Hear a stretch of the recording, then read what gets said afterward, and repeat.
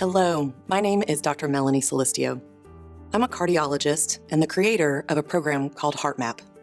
That stands for Mapping According to Your Preferences and Mapping According to What's Possible. Today, I want to talk to you about something deeply personal and profoundly important. Planning your medical care for the future. Not just for your sake, but for the people who love you. I've been practicing medicine for over 15 years, caring for patients both in the hospital and in the clinic. I've walked alongside people at every stage of illness, and yes, even at the end of life. What I've learned is this: the most powerful gift that you can give your loved ones is clarity. Clarity about what matters most to you. Clarity about the kind of care you would want if you couldn't speak for yourself. That's what HeartMap is all about.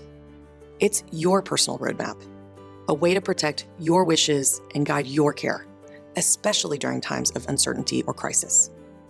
And here's the beauty of it. Your HeartMap isn't just for you. It's also a gift to your loved ones.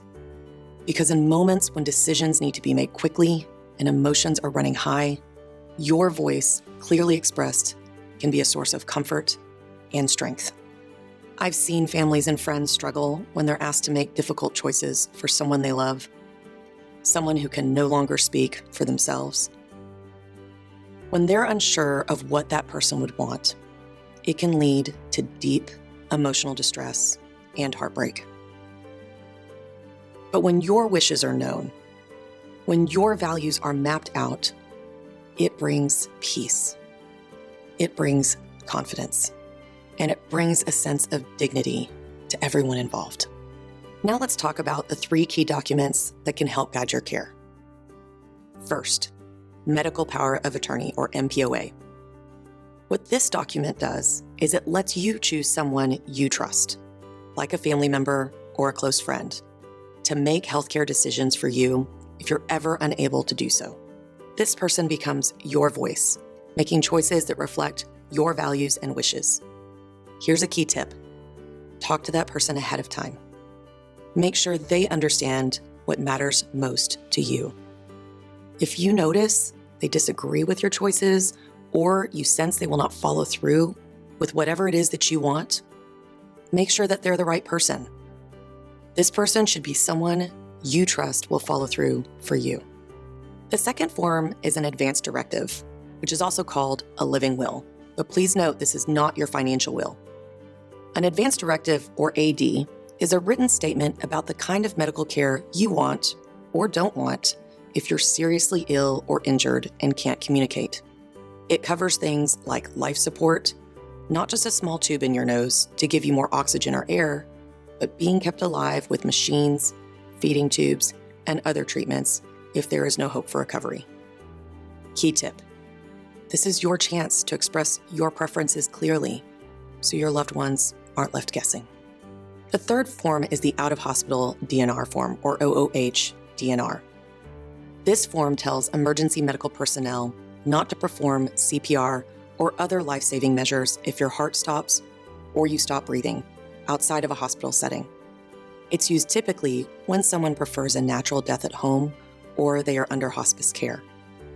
Key tip: this form must be signed and kept easily accessible, like on your fridge or in your wallet, and loved ones should always have a copy readily available as well.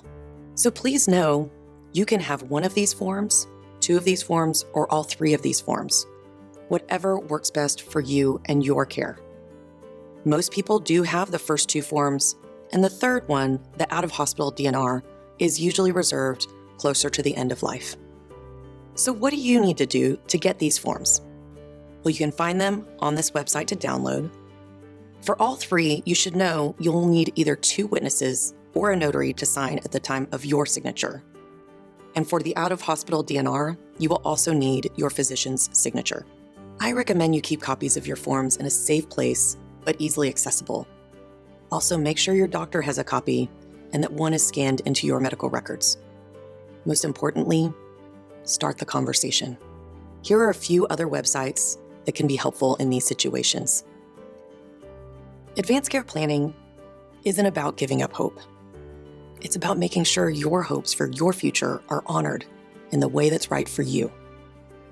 By starting the conversation today, you give yourself and your loved ones the gift of clarity, confidence, and peace of mind. So let's start the conversation. Let's build your heart map together, because your care should reflect your voice, your values, and your vision for the future. And remember, planning ahead is not about fear. It's about love. So I'm sending you and your loved ones all my best wishes.